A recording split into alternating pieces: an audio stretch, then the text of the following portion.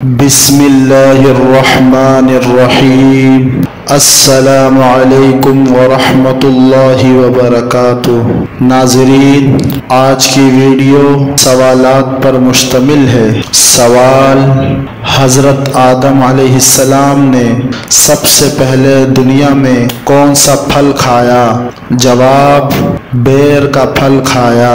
سوال: حضرت آدم علیہ السلام کا قد کتنا لمبا تھا؟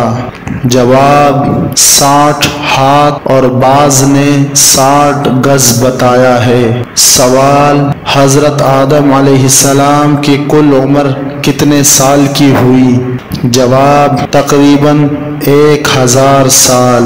سوال: حضرت آدم علیہ السلام کے بوقت وصال اولاد کی تعداد کتنی تھی؟ جواب: 40,000، جن میں پوتے اور پڑ پوتے شامل ہے۔ سوال: حضرت آدم علیہ السلام کا وصال کس جگہ ہوا؟ جواب: سری لنکا میں نوز نامی پہاڑ پر۔ سوال: حضرت حوا رضی اللہ تعالی عنہ کے بطن سے کتنے بچے ہوئے؟ جواب: 40 یا 140۔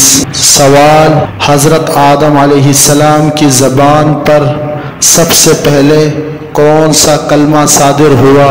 جواب: الحمدللہ رب العالمین۔ سوال: حضرت آدم علیہ السلام کے وصال کے بعد حضرت حوا رضی اللہ تعالی عنہ کتنے سال تک زندہ رہے؟ جواب: صرف 1 سال۔